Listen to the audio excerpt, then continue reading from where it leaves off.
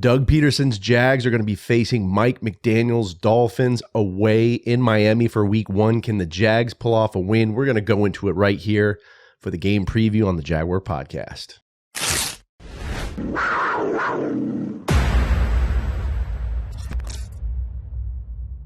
What's good, everybody? It's Andrew coming back at you with another episode, and it's week 1, Jags versus Dolphins game preview. But before we jump into that, we are a YouTube channel, so make sure to hit that subscribe button if you like the content. Hit that bell icon if you want updates when latest content drops, and we are also a podcast, so check us out on all podcast platforms. Okay, so here we go. Jags versus Dolphins. The Jags are 3.5-point dogs in this matchup. The Dolphins are a little banged up. Jalen Ramsey, he is listed as questionable as of today on Friday when I'm recording this. So he has a calf injury. For the Dolphins as well, defensive tackle Benito Jones, he's listed as questionable. And then wide receiver Malik Washington is also listed as questionable. So that will be a bit of an advantage for the Jaguars, I think, especially if, Ramsey doesn't play. The Jags, in terms of injuries, are not too bad. I think it's Daniel Thomas. He's listed as questionable. He's been limited in practice this week with an Achilles injury, but I think he will likely play. And I think, this could give the Jags an upper hand in terms of, getting the passing game going with Jalen Ramsey out. If Benito Jones doesn't play, that might help too with the, interior run and pass protection. So that might bode well for the Jags. But, I think it's going to be a challenging game for the Jags having, a season opener in Miami away. So, they're not going to have home field advantage. But, I think this could be a close game. Let's go into some of the keys of the game here for the Jags. Offensively, you have to establish a running game. That's been kind of a problem for the Jags. I think mainly with the interior offensive line. They came into this regular season essentially with the same offensive line minus Mitch Morse. So they didn't look very good running the ball, first team offense in some of the preseason games. So they're going to have to establish a running game and kind of take some of that pressure off of Trevor and allow it to open up the passing game. So that is, one of the first keys to the game there. I think also creating mismatches with our wide receiving core since Jalen Ramsey is out. So, using Christian Kirk and Brian Thomas Jr. to push the ball downfield to create some big plays there and to stretch the field. And then to get Evan Ingram in the game. I mean, he's a huge threat out there, as a tight end. So have him, work different routes there across the middle, intermediate routes, and then he's also a deep threat as well. But he's essentially an extra wide receiver for the Jags, even though he's a tight end. So I think we have to do that. In terms of play calling, have to throw past the chains. Can't be throwing screen passes like we did last year. So, we have to be aggressive in the passing game. Got to protect Trevor. That's essential. So, the offensive line is going to have to do a good job. Cam Robinson, he's going to have to protect Trevor's blind side. The entire offensive line is going to have to get push and have to, protect the quarterback. And then we're going to have to hold on to the football. So, don't turn the ball over, limit turnovers. That's going to be essential for this matchup. Keys to the game defensively. Got to get pressure on the quarterback. Got to get pressure on Tua. So, Josh Hines-Allen and Trayvon Walker have to do a good job rushing the passer.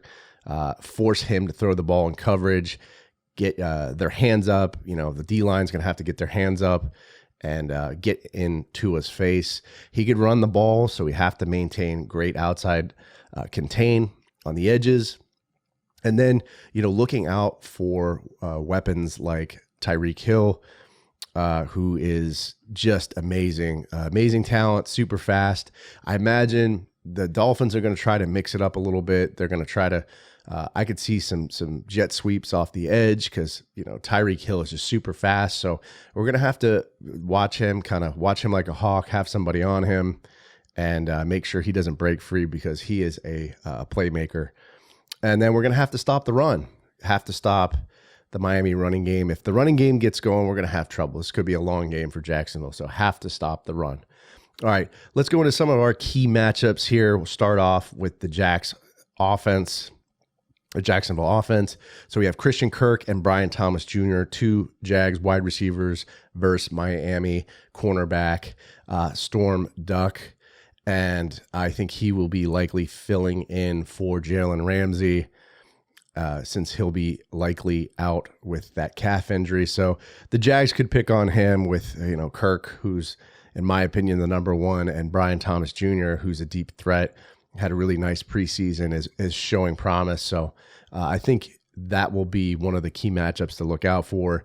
Next matchup here, Jags tight end Evan Ingram versus Miami strong safety Jordan Poyer.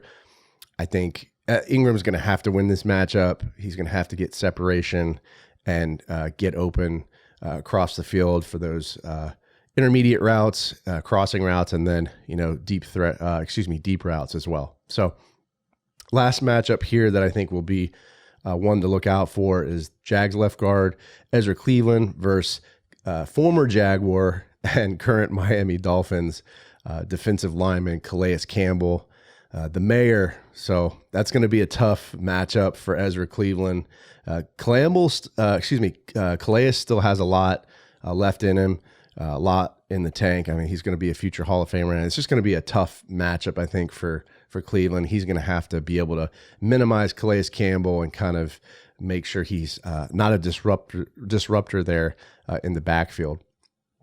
All right, let's go to some of our key matchups for Jacksonville's defense.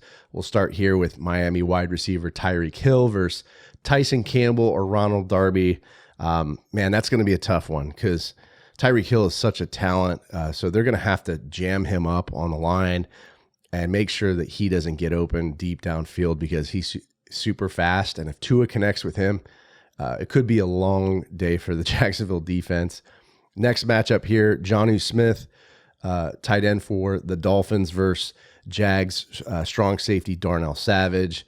That will be one to look out for. Darnell Savage has got to be aggressive, physical, and just be on Jonnu Smith because he can hurt you, as the Miami tight end.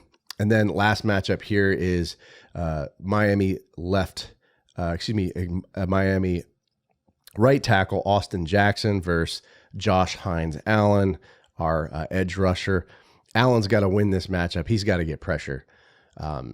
Have to get into, like I said, to his face, make him feel uncomfortable there in the pocket, and force some turnovers, force him to throw the ball into coverage, and hopefully we'll get some turnovers there. But those are some of the key matchups defensively. My prediction for the game is, unfortunately, I see the Jaguars losing a close game here. I'm gonna go 35-31 Dolphins. I see it being a close game, but I think the Dolphins come away with the win. Unfortunately, Jags, I could see the Jags kind of getting off to a rough start. Offensive line didn't look like it was gelling in the preseason, and I think it just will take a little bit for the Jags to kind of get going in this game, but I think Miami unfortunately wins it. What are your thoughts? What are your predictions, or what is your prediction rather? Let me know. Leave me a comment in the YouTube video or podcast episode. Again, guys, we're a YouTube channel, so if you could hit that subscribe button if you enjoy my content, hit that like button and bell icon too for updates and to help me with the YouTube algorithm. You guys have a good one, and I'll see you next time. Duval! What's up, everybody? It's Andrew from the Jaguar Podcast. Hope you enjoyed the video. Don't forget to subscribe to the channel as always. And remember, this is a podcast, so you can find this pretty much wherever you find podcasts. Subscribe to it. Go Jags, and I'll see you next time.